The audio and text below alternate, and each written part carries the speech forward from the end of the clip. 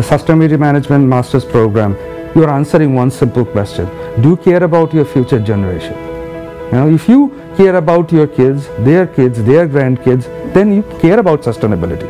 And a sustainability manager is someone who has the tools to make people understand how they can contribute towards developing a sustainable world.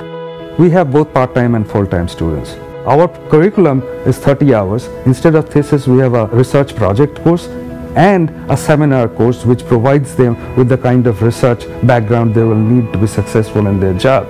At the same time, sustainability is not always everything about environment. It also relates to the business. They will take a sustainable business strategies course. They will take a project management course. Most of these courses are going to be taught by industry people, the people who are doing sustainability on a daily basis as a part of their job.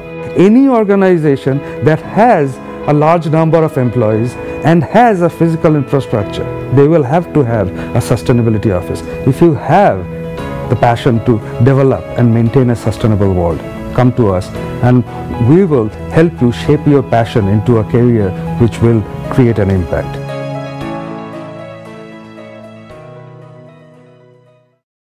Stevens Institute of Technology is proud to present the Hugo Corporation Sustainability Seminar Series, co-sponsored by Geocentric Consultants, H2M Architect Engineers, Brown & Caldwell, and BEM Systems. Thank you. Hello, everyone. So I am going to give an overview of where Jersey City is now and the different things that it has done regarding sustainability basically since 2009, and a brief overview of the city of Jersey City's history. While I'm talking, I'd like you to think of some questions during the talk. Basically ask yourself, why is this history and this trajectory of sustainability different in Jersey City than it might be in another city? So how is Jersey City different than, say, Hoboken or New York or other cities in the region or across the country, and why that would be? I actually have my undergraduate degree in history before I went to graduate school for planning, and I always like to take a historical viewpoint of the cities that I live in and work in, and think about why they are the way they are, and also, how that history will help it in the future, and how it will change, and sort of what forces are in play that are making policies happen. So another thing to think about while I'm talking is sort of what are the influences that are happening locally, nationally, and globally, and statewide too, that might affect policies. So, Jersey City, you probably are familiar with it. Some of you may already live there, or live there, have gone there. It is one of the fastest growing cities in New Jersey. It has 264,000 maybe now. That's an estimate from the 2016 community survey. However, it's expected that will be over 300,000 in the next census. So I think we're close now to over 300,000, and we're expected to surpass Newark as the largest city in the state. Seen a 6.7% population increase since 2010. We're also one of the most diverse cities in the country. The mayor of Jersey City likes to say that we're the most diverse, but I think it really depends on which metrics you're using. But we do have about 33% white, 26% African American, 24% Asian, and about 28% of the population identifies as Hispanic or Latino. We also have a large number of languages spoken that are not English as the first language, and we also have a lot of religious diversity, age, and demographic compared to, for example, Manhattan. Sorry, by demographic I meant economic, as opposed to, say, Manhattan across the river or Hoboken. So, Jersey City. The picture on the left is the same area as the picture on the right. Right about the same area. I don't know if I have a clicker. Or no, I don't have that. But I don't know if anybody's familiar with Liberty State Park. Yes.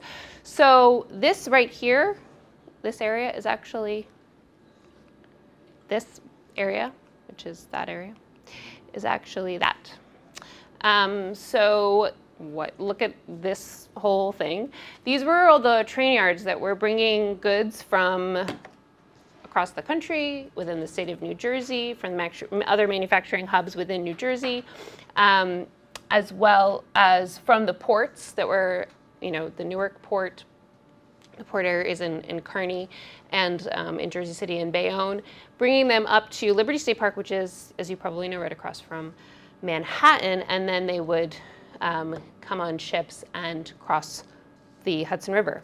So it was a major hub for manufacturing as well. You may know Colgate, the Colgate sign. There also was a lot of chrome industry. They made pencils, ropes. Hoboken has a similar history of a lot of industrial activity. And then in the 1970s, a lot of the industry left Jersey City. There was a major loss of jobs and residents.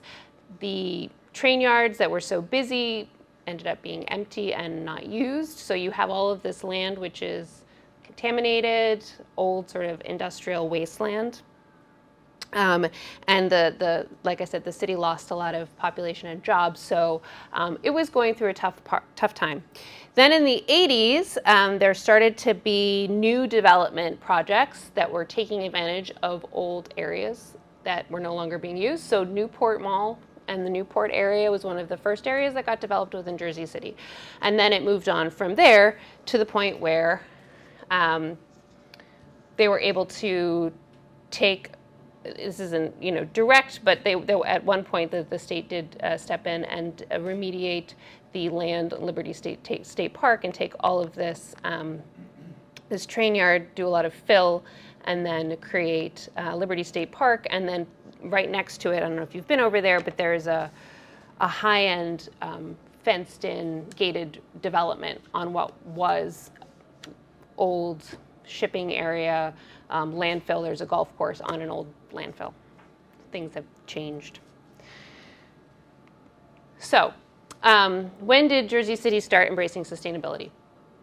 2009 was the first year that anything really started to happen within Jersey City, and it was also, not coincidentally, the same year that Sustainable Jersey launched.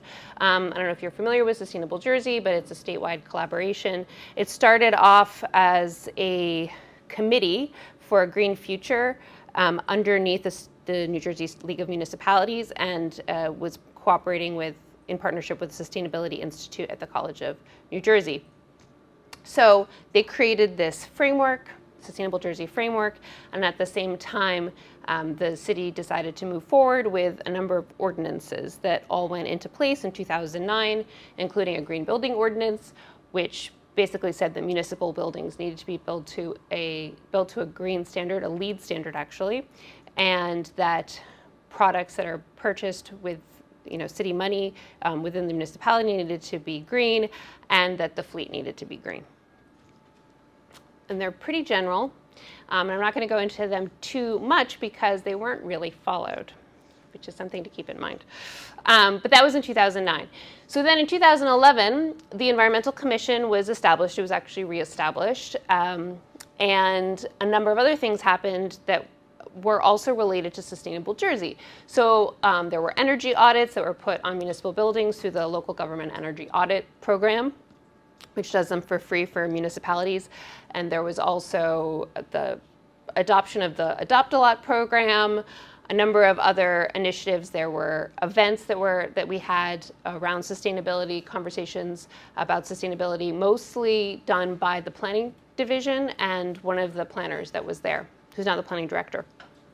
And due to all those activities, we were able to get Sustainable Jersey certification in 2011. Then what happened in 2012? Sandy. So this map right here is a map of all the areas that were flooded during Hurricane Sandy within Jersey City.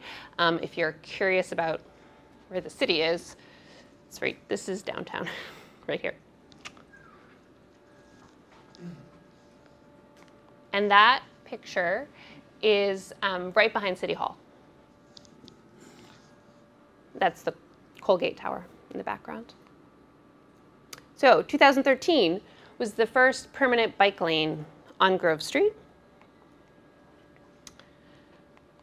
And then in 2014, we partnered with Rutgers Cooperative Extension to do the Green Infrastructure Feasibility Study.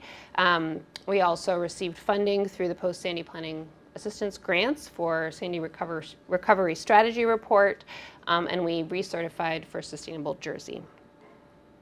In 2015, City Bike launched. We also had a tree canopy assessment that was done for the city that showed that we have about, I think, 17% throughout the city, which is fairly low, and that ideally we would have more 35 to 40% tree canopy. There was also a community forestry management plan that was created as part of the state program to get funding. And this was under the Phillip administration, the current mayor. So this is when City Bike launched, and that is the Newark Avenue Pedestrian Plaza. 2016, the City of Trees campaign was launched, so there was a lot of communication around the importance of trees, sort of leading off of what had happened before with in the year before with the tree canopy assessment and the community forestry management plan. And then there was also an environmental resource inventory done that was also in partnership with Rutgers University as well as with the Environmental Commission. That inventory is basically maps and data for anything that is remotely related to the environment within Jersey City all in one place, which is the first time that that was really made available. And then there was a second round of energy audits for municipal buildings done. And the reason why a second round was done because nothing happened after the first round. So that was the second attempt to get data so that we can move on to the next phase. 2017, by the way, 2016 was when I came to the city. 2017, there was resiliency planning that was done with a larger post-Sandy planning assistance grant from the state. So that created an adaptation plan, a resiliency plan, a green infrastructure plan, as well as some internal documentation. And that also made, as part of that, there were recommendations made to the planning division about some changes to planning, to zoning code. That's all from the year of water. We also, as part of the year of water, we did green infrastructure demonstration sites at City Hall, partnered with the school to put in green infrastructure there, also working with Rutgers University. And then the top left picture is of Adopt a Catch Basin program where people can adopt a catch basin in their neighborhood and then name it and then have it painted to try to get awareness about why catch basins are important and what you need to make sure that they function properly. So then 2018, the Office of Sustainability actually launched officially, and we created a website, the JC Make It Green. We had a Year of Energy campaign, which was mostly education, but it was also starting a number of different initiatives, including solar panel project for DPW, starting all the projects that are now being finished this year, including electric vehicle purchase, installation of EV chargers, talking the next steps for the energy audits and taking them forward into actually doing the energy efficiency upgrades to municipal buildings. There was also citywide forestry standards that were done to actually have a standard across the city for if you're putting up a building, what you need to do and how you need to build a tree for every 25 feet of street frontage, and how that tree should be planted. We used to have trees in 2 by 2 foot tree pits. If you're familiar with trees, that's not enough.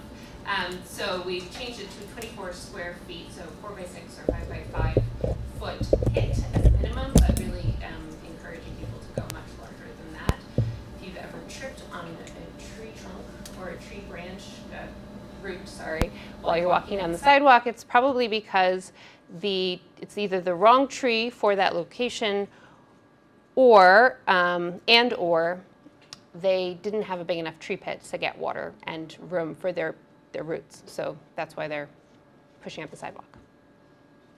There's also been a lot of bicycle and pedestrian planning that's been happening in the past couple of years, mostly through transportation and planning, and they created a bicycle master plan and pedestrian plan as well. And then the mayor officially joined the Global Covenant of Mayors for Climate and Energy. This is the the Jason Make It Green website, my office's website, that we launched last year. And then 2019 is the year of sustainable neighborhoods. We basically are trying to get the word out that people they can take action within their own neighborhood to make their city more sustainable, and what are the different initiatives that are out there already. We had the Sustainable STEAM Challenge, which is a partnership with the Jersey City Public Schools that takes place over a whole year. Last year, the theme was energy. This year, the theme is, last year the theme was sustainable neighborhoods. So by last year, I mean the 2018-2019, and now this year, starting the school year, 2019-2020, it's the year of climate action. So they basically take our concept and make it a challenge for their students to see what kind of solutions they can come up with: science, technology, engineering, arts, and math. And we also have the little kids take part. Last year, the little kids took part by designing bags. You can see the one on the left-hand side. Designs for bags that were actually printed out and distributed to the public. That one is a first grader. That was the winner for it. And the top picture is from the Sustainable STEAM Challenge showcase event at City Hall. We also finished, finally, our greenhouse gas emissions inventory, the first one. Our plastic bag ban went into effect. You guys have one here as well. EV fleet vehicles, we got 4 for our fleet. They just came 2 weeks ago. EV chargers were put in place, both for public and fleet charging. We got fleet management software. We got the city's first protected bike lanes this summer. We're in the process of finishing up the solar installation at the DPW complex. And we also launched a community composting pilot program. So the picture on the left is our projections for carbon scenarios within Jersey City. So the black line is our 2016 baseline, red is business as usual, and then the other two are sort of where we need to be in order to meet our own commitments, which was the 80% by 2050, and then if we wanted to meet net zero by 2050, which is sort of the minimum that's recommended right now by the IPCC. So that's just an overview of everything. And what I wanted to go hit on was why some things sort of had to start over again. And what is it? What are the forces that are happening that make these initiatives actually come to fruition within the city, and why their trajectory here is different than in other cities? So I was wondering if anyone noticed something when I was going through the timeline regarding the number of initiatives that happened each year, or the types of initiatives and how that changed. Yes? Yeah, bigger and they're actually doing them. Yes, yes. And that, it's a really interesting phenomenon that seems obvious, but it's, I think, something that people forget, especially when there's a lot of feeling that you need to get something done immediately, is that it is a snowball effect, especially in municipalities, which are very messy organizations. So you have to sort of create these foundations, and then you can work off of them and create the relationships that you can then tap into so that you can continue moving the project along. When I mentioned earlier that there was these initiatives that happened in 2009, these initiatives, does anybody, the ordinances that were passed, this is sort of I guess I'll just sort of, the overview is that in the beginning, anything that was happening from the top down, right? The mayor could say, we're going to do this, or a department could say, we're going to do this, but they're really ordinances, they're policy changes. But once you put in a policy change, it doesn't always mean it's going to happen, right? It can sometimes just mean that you pass an ordinance and if you're in a municipality, you have to have all of the other pieces happening too in order for it to actually occur. So I love policy. Policy is really important, but it can't just happen alone in a vacuum, especially in a municipality where there's a lot of people, a lot of voices, and like I said, things are messy. So sometimes there might even be an ordinance on the books that's been there for 20 years and it's never been enforced. So it's great that it exists, but is it doing anything? So we put these policies in place back in 2009, but sometimes people don't even know that they're there. I'm one of the few people who keeps bringing them up and putting them on our website so people know that they exist, because they get forgotten. And also remember this about municipalities. Administrations change, and what one administration puts in place, especially if it's a policy, doesn't necessarily continue when you change an administration. You have to make it part of the fabric of the organization and be part of all of the different departments and divisions and offices, and be part of the protocol and procedure for it to sort of continue after that. Or you just have to make sure that the next person also wants the same things you want. So as we were going on, over time, the things that there was a lot of policy changes, but then we were able to build off of those, even though maybe they didn't get any traction, and then build it into something where we're actually putting in place the things that were recommended many years ago. So that's what's happening locally. What's another force that causes change within a municipality, other than the people putting in place policies? Sorry. Crisis, yes. So, I'll say crisis, and then also just the external factors that are happening and change. So, yes, obviously when Sandy happened, it was a big wake-up call for the entire region. But if you think about what happened differently in, say, Hoboken than what happened in Jersey City, Hoboken had already sort of been there. They already had created a plan, and they were ready to react a little bit more nimbly. So when Hurricane Sandy happened, they were able to sort of get ready to there was federal funding available. And the Rebuild by Design project sort of came after that. Jersey City didn't even apply to that because it wasn't something that was on our radar at the time. We didn't have the structure in place to take advantage of the crisis as impetus. By the time that we started talking about it when we did our resiliency planning back in 2016 and 2017, even though it was only, 5 years afterwards, people do forget. They forget pretty quickly. And then you don't get as much support because they're worrying about the next thing, and that the crisis doesn't have as much impact. The other thing that affected Jersey City and the interest in moving more towards sustainability was demographic changes. So we're getting a lot of growth in Jersey City, and we're getting a lot of people who are priced out of New York. They're coming here, and they're expecting Jersey City to be in the same place, same place policy-wise as they're expected from, say, New York or other major cities across the country.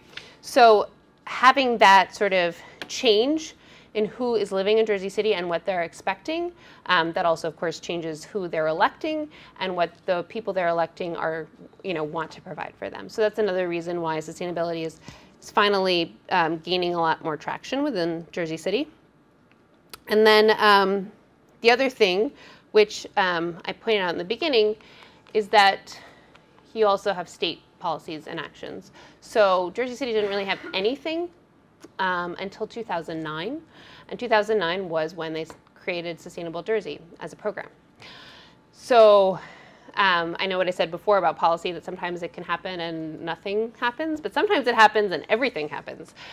So the Sustainable Jersey policy, one of the reasons why it became something that municipalities across the country, across the state, including Jersey City, reacted to, was that there was funding involved. And at the time that it came out, it wasn't clear how much funding would be available. And so I think cities, especially cities that were trying to make a name for themselves and make sure that they really were taking advantage of every opportunity that presented itself, really wanted to make sure that they took advantage of the Sustainable Jersey program. And the Sustainable Jersey program also makes it a lot easier for municipalities because it provides a framework for every single action that's highly detailed with research and resources. So it makes it easy for municipalities, small and large, to sort of plug into that. So those were all of the things that were happening that sort of pushed Jersey City along to where it is now. Do you have any questions about that so far? Or ideas? What kind of standard you mean, like green building up there? Right.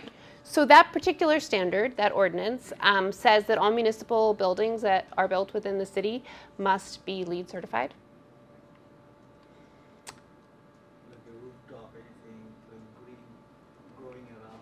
No, it didn't have any specific. So it was, it's actually, so it was the old LEED standard, not the new one, because the ordinance hasn't been updated. But it basically, with LEED, you can sort of meet your LEED certification through various means. You can use a combination, so a mix.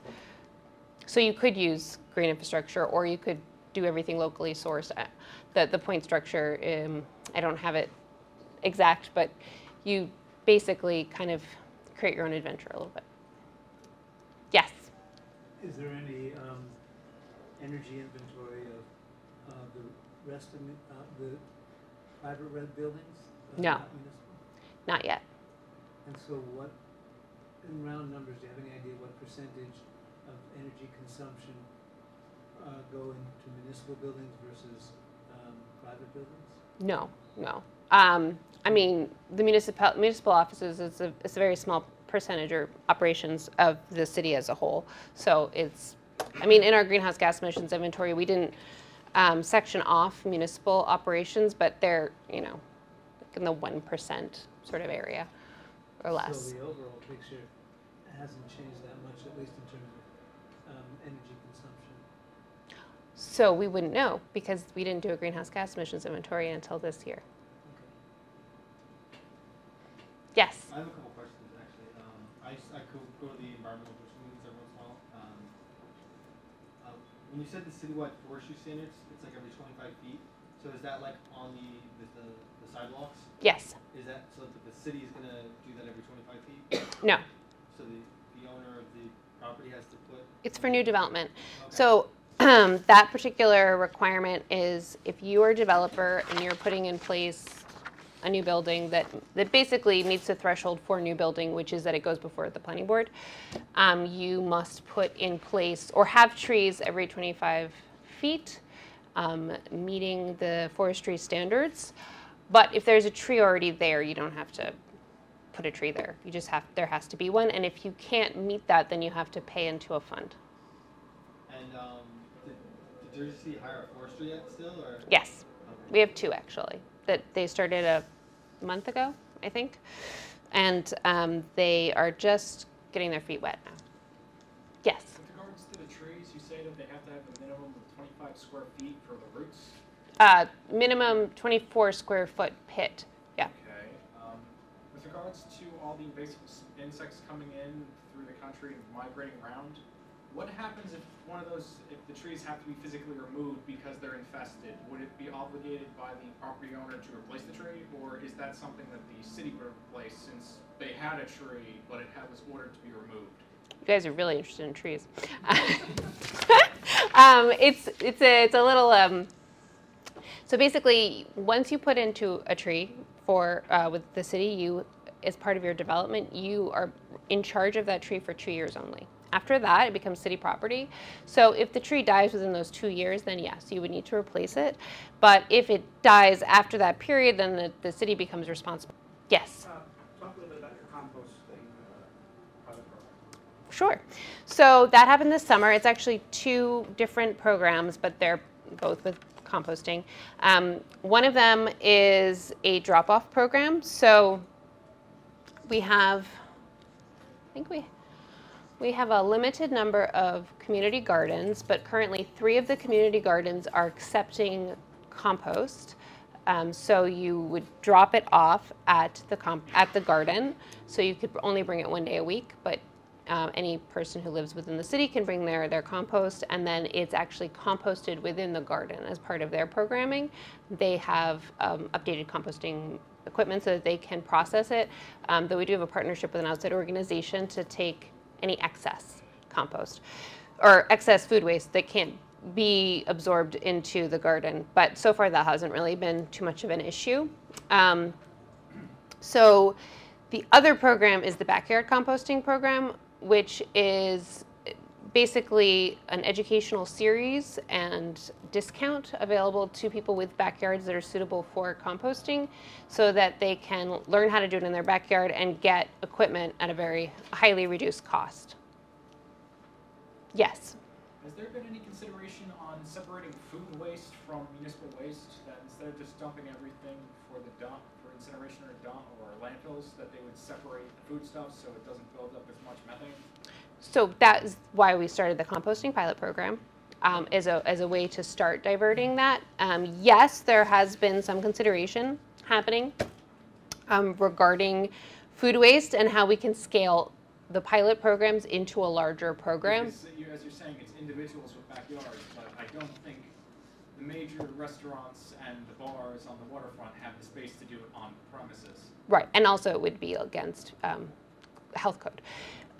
So that's the idea behind the pilot program, was really just for the city to start learning from the process and figuring out sort of what need to be changed internally in order to sort of scale up. But it's just considered to be a pilot program, and the idea, not that it's a pilot program that would go away, but a pilot program that would then grow into a larger program. What role do you think gentrification played in developing all these sustainability measures? It's an interesting question. So I definitely, as I pointed out earlier, when people come in from different areas, with different backgrounds, they do expect different things from the municipality. And so we've noticed that when the Office of Sustainability is just myself and one other person, we do a lot of outreach, especially around the bag ban. We ended up going to like every community meeting that existed within the city to talk to people about the bag ban, which for some people was as close as they wanted to get to sustainability. In some neighborhoods, that was as green as they cared to be. But for others, of course, it was just the beginning, and they wanted to have many more programs. So you could definitely see the change, or not the change, but the difference between, say, going into downtown and then going into some of the wards like Ward A, some of the older neighborhoods, especially where you have people who've been in Jersey City for 70 years. They have a very different idea of where the city should go and what its priorities should be. So that's where you also, you may have the same conversations in Hoboken around parking. So the parking conversation is sort of a very analogous to sustainability conversations, because you have people who want their parking, they want their convenience, and they don't really care about the larger picture. And then there's this other newer sort of population that comes in and they're like, I don't need to drive. This is not a priority for me. And even though it may be something for some people to say, it's so obvious we shouldn't be prioritizing cars, the people who want their cars are still a major voice within the city. And so they pull out a weight, and they may also have a very strong voice within specific wards that have ward representatives that need to listen to their constituents. And so that also is similar to sustainability issues in general. Yes. Oh, sorry.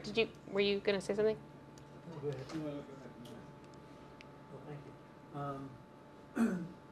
It's probably too soon to see that this has happened, but is there any consideration that there might be, relative to the broader community, a rent increase? I mean, as the city plants trees and does things to make it more attractive to live in Jersey City? Oh, yeah. Oh, yeah. It's a huge, I guess you haven't been in any council meetings recently. No. but it's one of the major conversations is the cost of housing and the need for more affordable housing within the new development. So I know that our development conversations in Jersey City are very different than they are in Hoboken because of the amount of development that's happening, the scale that it's happening in. But it used to be that people were just happy that development was coming in some neighborhoods, and now it's sort of like, no, if you can't put in 10, 20, 30% affordable housing, then we don't want you to. Probably related to the state not handling that issue for years also. Potentially. But yes, there is rent increases throughout the city, though they're more pronounced in certain neighborhoods.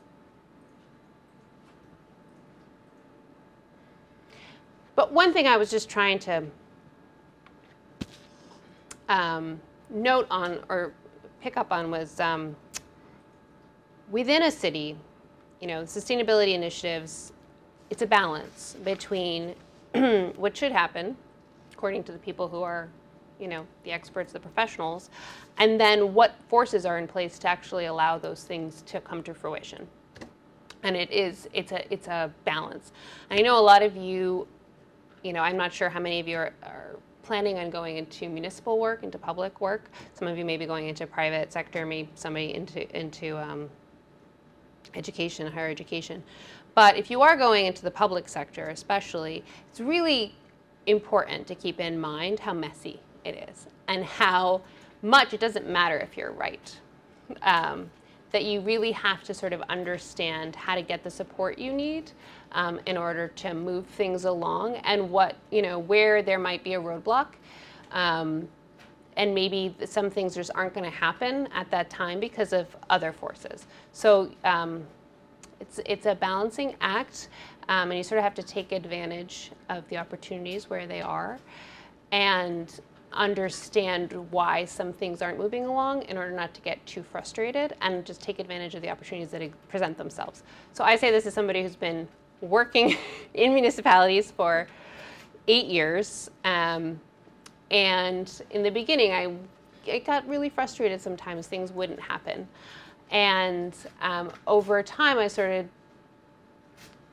you push along as much as you can, and things will change. They just don't necessarily change in the way or at the rate that you want them to. But that doesn't mean they're not moving. And sometimes it takes a slow boil. So you guys must have to generate like funds to support some of these initiatives, right? Yeah. Well, thankfully we do get some funding as part of the budget for our initiatives. The mayor has been very supportive of the Office of Sustainability, Mayor Phillip. But we do, of course, not have as much funding as we would like. That's always the case, because there are other things that are considered to be much more important by, members of the city, the council, residents. You know, housing is one of those right now. It's a huge concern, and it's kind of at this year been the #1 topic across the board within the city. That and our schools, and funding our schools. And so sustainability sometimes is forgotten about as a major initiative. So one way that we deal with that is we'll look for funding as much as we can. So we apply for grants through organizations like Sustainable Jersey and other grant opportunities that exist. For example, tree planting received grants from the state tree program that they have, that they send out funds. You sort of get creative sometimes, so funding for parks, if you start making those initiatives, make sure that you're coordinating well with the people who are working on parks, and you can make sure that those park improvements are happening in a green way. So you sort of figure out how to work with what you have, and work with universities as much as possible to have students work on projects to help move things along. So like Stevens, Montclair State University was a major partner of ours for the past 2 years, working on our greenhouse gas emissions inventory and our fleet inventory as well. Yes? Is that an opportunity to partner with industry, private industry, people, stakeholders? Yes, to some degree. So we do have to be a little careful because you don't want to show too much favoritism. But yes, industry as far as manufacturing has been less of an avenue for us, the Office of Sustainability, recently, but larger corporations that have sustainability as one of their major initiatives have been a great partner. For example, Goldman Sachs was one of our largest funders for the Sustainable Steam Challenge. And that met their goals as well. And same thing with PSEG, the PSEG Foundation, which also helped fund the Sustainable Steam Challenge. And the Montclair State University's Sustainable Institute is actually called the PSEG Institute for Sustainable Studies. So they've been a major funder as well. I heard you say in 2019 you made an initiative to help spread sustainability to other municipalities. You said something in 2019. There was well, I didn't see any bullets for 2019, but you were talking about it. So this one?